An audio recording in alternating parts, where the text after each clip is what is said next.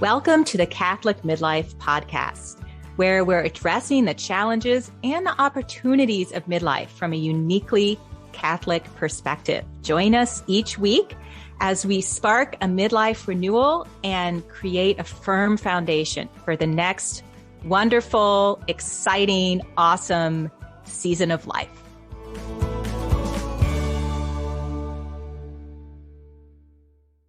Hello and welcome. Welcome to the Catholic Midlife podcast. I'm Curtis and I'm here with my fellow host, or the host, Karen. Hi, everybody. It's good to be with you. And here we are, right, in the goal-setting season of 2023. We heard from a listener who reached out and shared that she really enjoyed our previous goals episode, episode 47, on really investing in your life because the rest of your life matters. And I think that's a foundational belief for setting goals here in the midlife season. And the feedback is so appreciated. We'd love to know what's on your mind, so don't hesitate to reach out to us with your thoughts and comments. We've talked about goals. We've spoken about the unconscious mind. Right. And all the sneaky ways it works for you and maybe in conflict with your conscious mind. Yes, all those hidden goals. And we talked about how important goals are to getting somewhere. They're so helpful. They can be so powerful for that. And getting somewhere matters because the rest of your life matters a lot. It does. And that's what we think. And we know it's true. And in fact, you can't avoid it. Can't avoid it. The rest of your life can't avoid matters. the rest of your life. Yeah. So let's start digging in and digging out and digging around. Okay.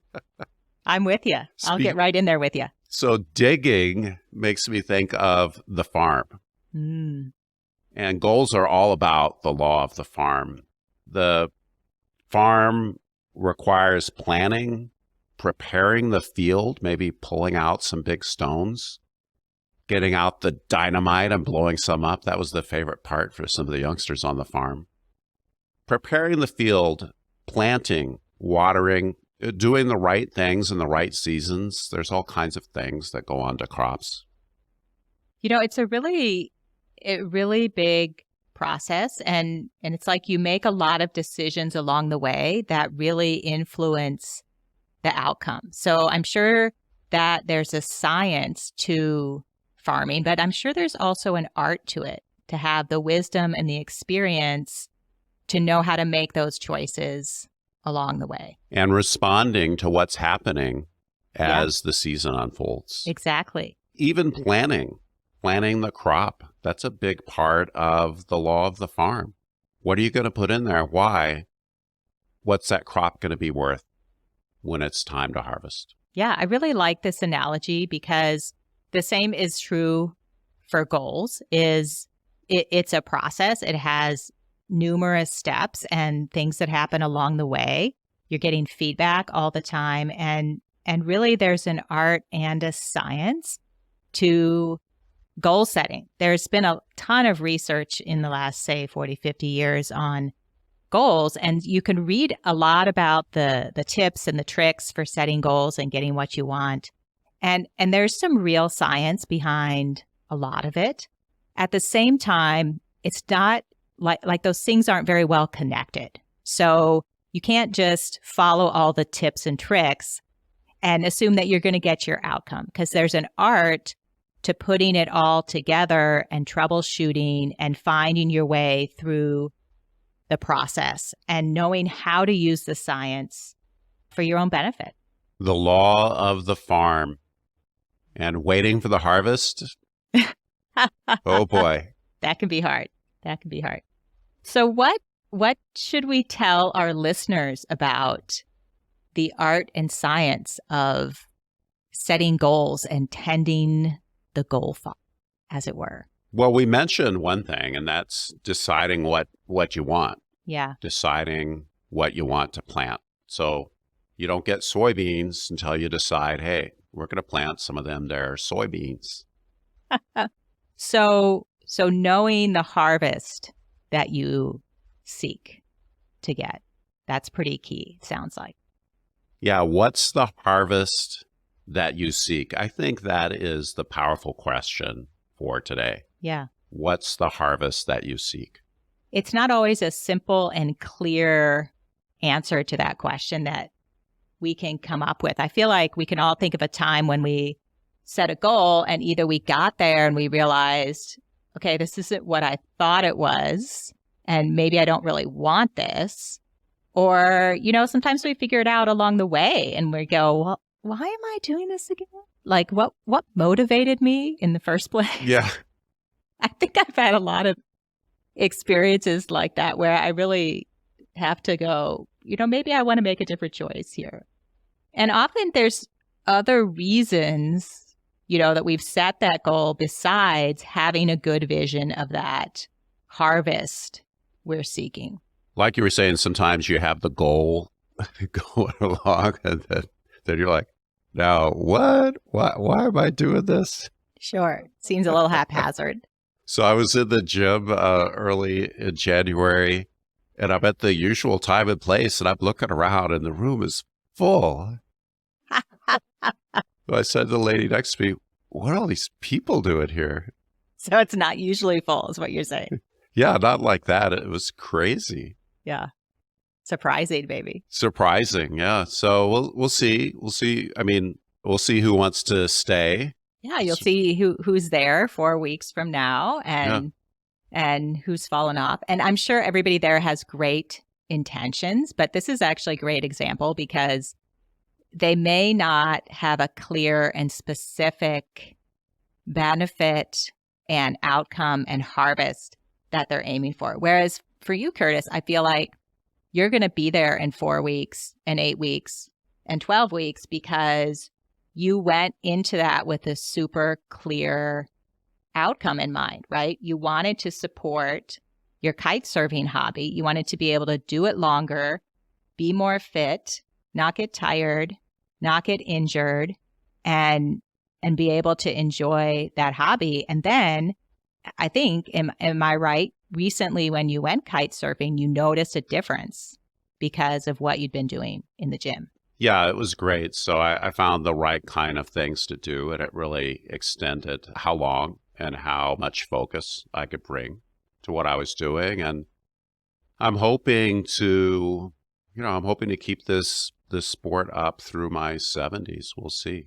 Right. Well, you need a little luck to do that, but hopefully we can prepare the law of the farm, see if we can reap the harvest. Yeah. And you were able to be clear about the benefit that you wanted. And that's why people tell us that when you're creating this end vision of what you want, you do have to get pretty specific about the benefit you're aiming at for a lot of different reasons. And it's similar to you, Curtis. I had a friend who was doing a particular exercise regime specifically to strengthen her core and her back. And her benefit was she wanted to be able to take long walks on the beach.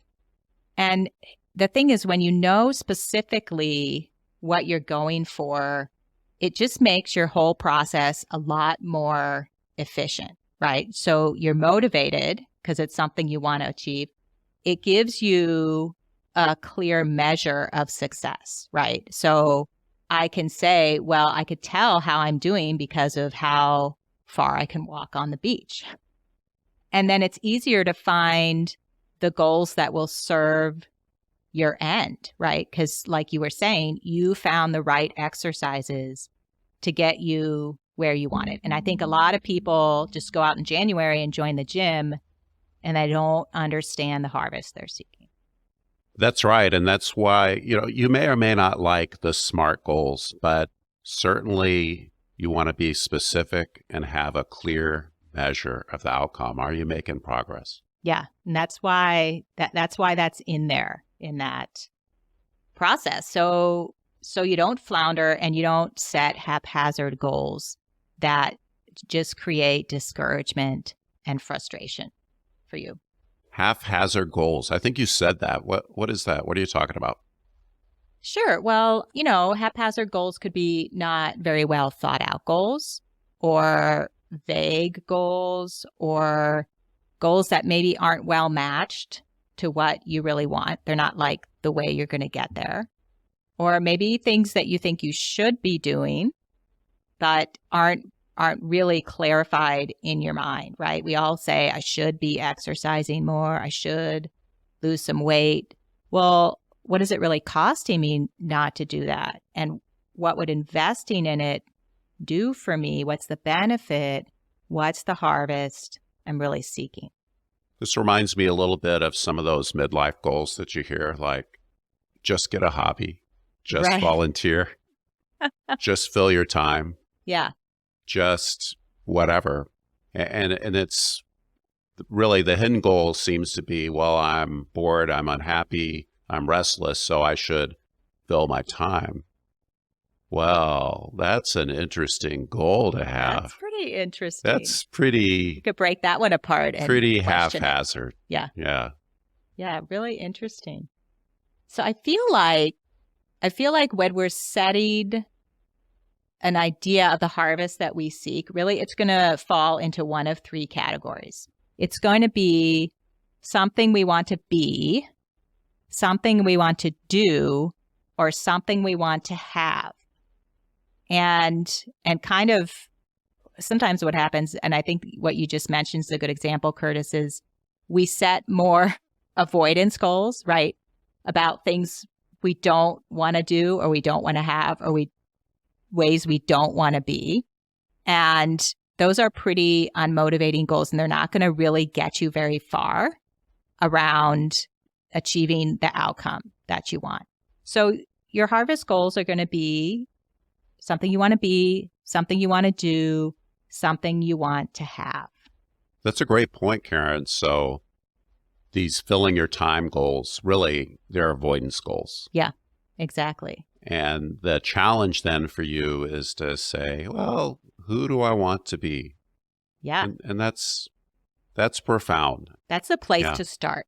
Yeah. That's the key initial question really is, who do I want to be? And that will determine what you want to do and what you need to have to be that kind of a person. Let's say you've identified the harvest that you want, and now you're ready to set some of these specific measurable goals. So what now? Sure. Well, the science tells us some things about how to go about it or how to not go about it. And so maybe we could just talk a little bit about what some of those specifics are. For example, you want to state your goal in the positive. I kind of alluded to this earlier about, avoidance goals and why it's important to state them in terms of what you want and not what you don't want. I don't know if anybody remembers from our series on the unconscious mind, but your unconscious mind doesn't respond to the negative, right? Do you remember that? So you can't say, don't mess up, because you'll focus on messing up, and that'll just... Don't say that. I mean, be your total focus. Say don't say. Now I'm confused. Well, all I'm saying, it's hard sometimes to avoid the negative. But it is. It could take a little bit of thought. Yeah. So like if you catch yourself saying something or articulating a goal or a wish in the negative, just use it as an opportunity to turn it around. Okay. So if I don't want this, what is it I do want? What's the positive thing that I do want? Yeah, that's right, Karen. And it's also really important to know the larger purposes of the goal. I mean, what is the benefit? Sure. Articulating that higher level harvest that you're seeking. Yeah. So if you want to stop smoking, then you've got an overall health goal in there somewhere, or you want to save money. There's probably a number of things, something besides, just sitting around thinking, don't smoke, don't smoke, don't smoke. Yeah, exactly. And that question of trying to turn it around from the negative to the positive can, I think, help people start to see what it is they really want, right? Like, I want to walk up the stairs without, breathing heavily, or I want to save money, all this money I'm spending on smoking. And here's the things I want to do for it. And I want to be healthy and live an active lifestyle. Or there could be a number of things that really help you articulate it positively. So what does the goal do for you? What does it do for you? What's the harvest that you're seeking from this goal? Exactly. Another thing they tell you to do is choose the right level of specificity. So, sometimes when we answer that question, well, who do I want to be? We can get these really higher level things around being happy, being healthy, having purpose, being connected. And then you start to draw out what that means for you and set some goals that are specific enough to actually direct you. And even something like, say, hey, I want to learn French. Well, for what specifically? I mean, do you want to read a novel in French? Do you want to go on vacation and be able to find your way around? Do you want to go to college in France and take classes in French? What is it you want to do or have specifically? And that'll help you understand really how to create your goal in a way that's going to really serve you. Okay, now here's a really important tip. State the goal using your senses. That means, what is it going to look like? What's it going to feel like, sound like?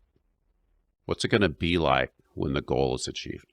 Right. Yeah, there's a lot of research around visioning and imagination around goals that actually approves the likelihood that you're going to achieve them. I mean, obviously you need to take the actions, but there's something about associating mentally and emotionally to the goal that really helps you and makes you more successful in achieving it. And actually, it can also help you evaluate the goal in terms of if you actually do want it. I'm thinking about this story I heard about a guy who he really had this dream vacation. He had it for a long time, this dream. And he sat down and he started visioning what that dream vacation would be like. And he realized, this sounds really great. And there's a lot about it I want, but I can tell after the third day, I'm going to get super bored. And then I'm going to start creating conflict with my spouse and be really unhappy and start looking for something else. So the visioning helped him to realize that aspect of his dream. Yeah, what's it going to be like? And the reason I love this so much is I think that really, I would say all goals are about seeking a certain emotional state. That's really what's behind the whole thing. Because when you think about achieving the goal, you're looking for, your emotions will kick in and tell you, okay, now I've hit it. Now I'm in the zone. Now I'm where I want to be. You can be thinking those thoughts, but until you feel it, you're not there. And it's the emotions that are going to tell us, yeah, we're in the zone. We connected. We did the thing.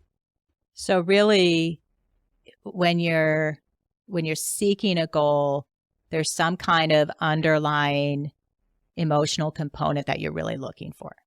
That's what you're really looking for. Wow, this makes a lot of sense because I remember working with people in conflict situations. And one of the things they always say is, people can get stuck on the things they say they want or that they have conflicting goals. And if you can get people to maybe stop clinging to their position around what they think they should do or what it should look like and start thinking about, well, what's my big interest here?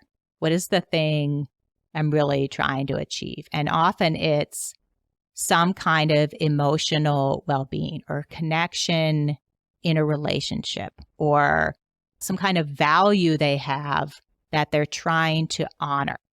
And when they can step back and name that deeper thing, then you can start being really creative about how you're going to get that. Does that make sense? Yeah, it makes sense. You're an embodied person, and there's more to the situation than just what your logic brain is telling you at the moment. Oh, this is my position. If you're able to really tap all your internal resources, like you said, your value. What are my values here? What's my identity? Who am I trying to be in this situation? And start asking these bigger level questions, then all of a sudden you're taking a more integrated approach.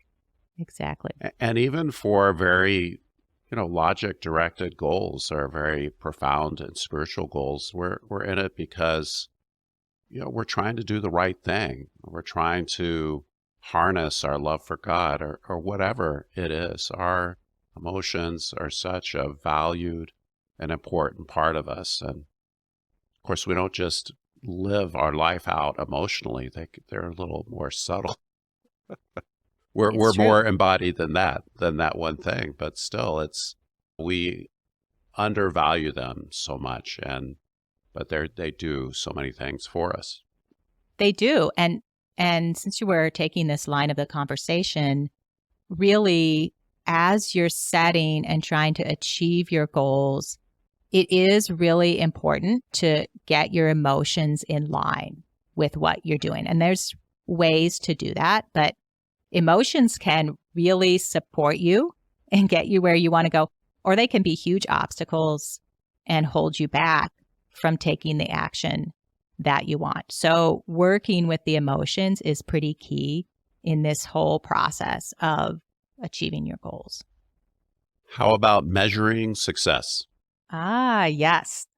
Yes. Making your goal measurable. It's, that's what they all say is you have to be able to tell, did you actually reach your goal or not? So as you're setting a goal, think really carefully about how you're going to measure success.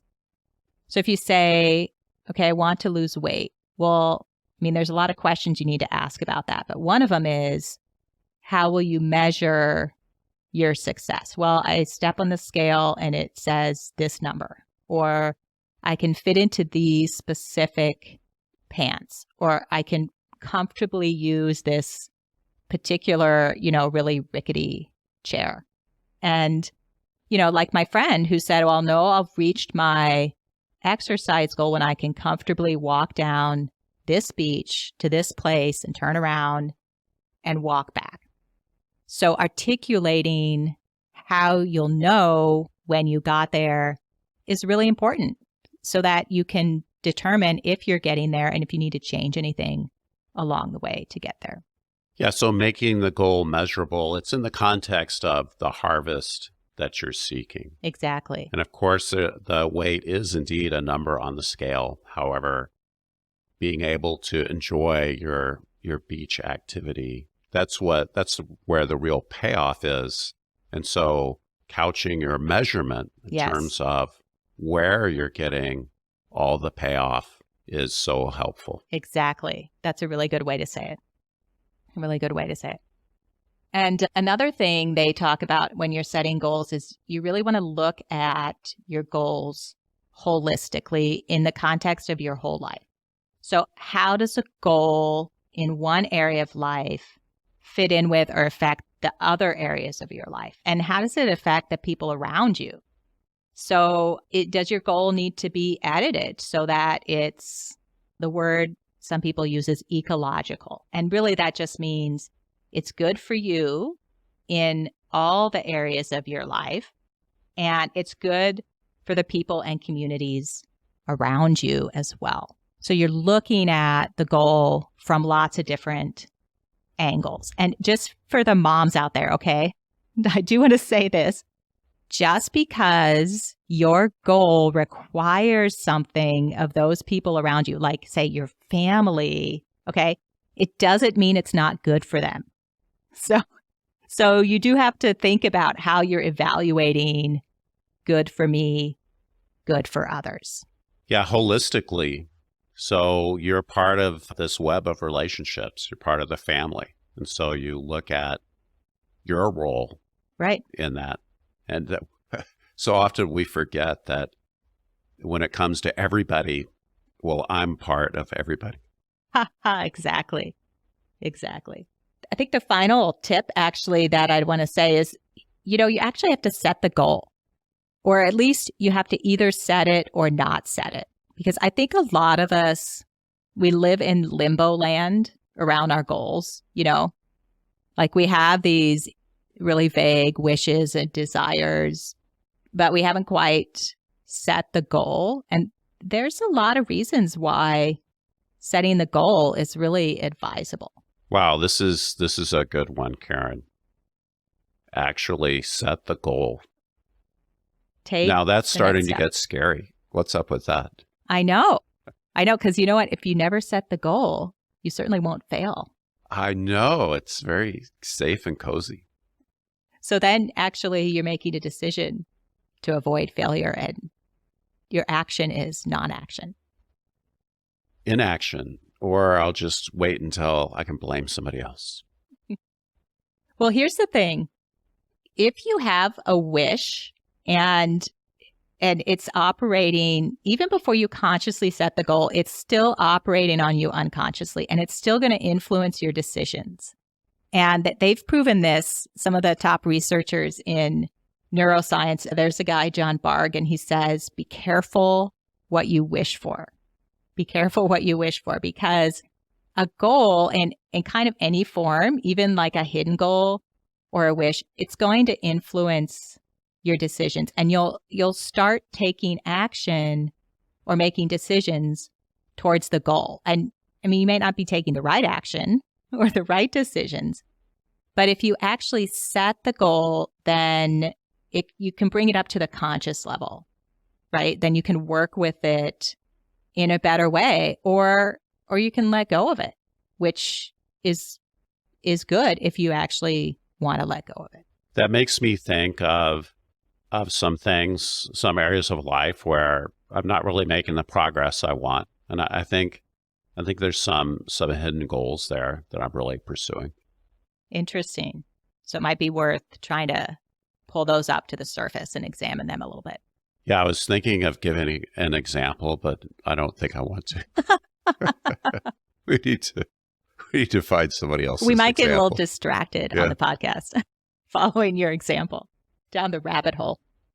Well, you know what example it does make me think of, though, is I knew this gal, and she was kind of ruminating on whether or not she should update her condo. And specifically, it was like her condo had carpet, and everybody else in her kind of subdivision was pulling out the carpet and putting in wood floors or wood type floors. So she kind of felt like, oh, I really should do that. And it was operating kind of like a goal for her.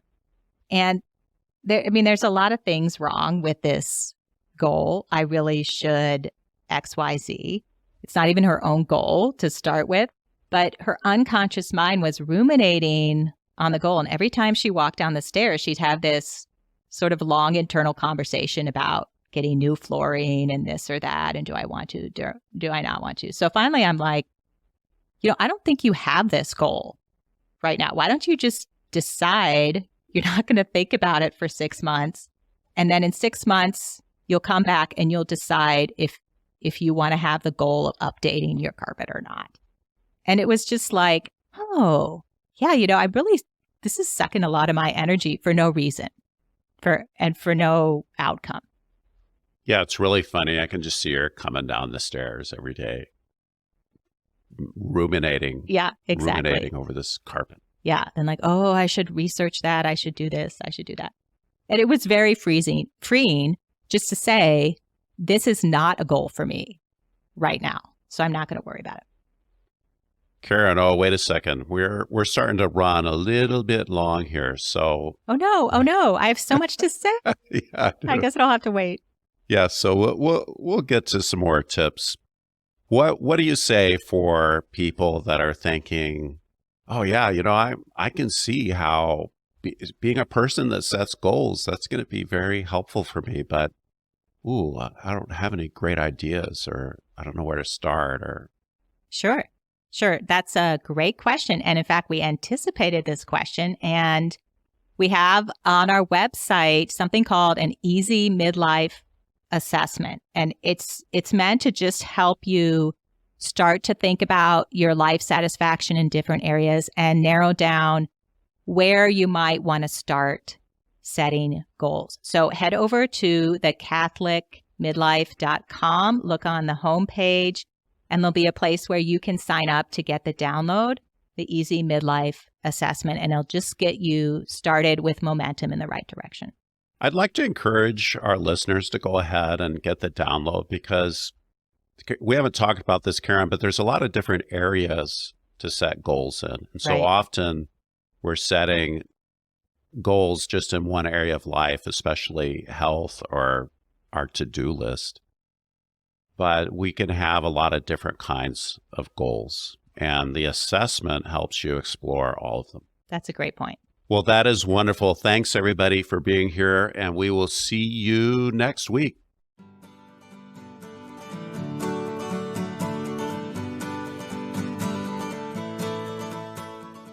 Thank you so much for listening to the Catholic Midlife podcast. It's great to be here with you.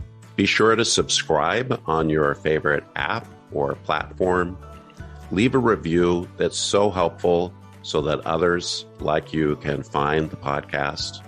And be sure to tell your friends. We'll see you next week.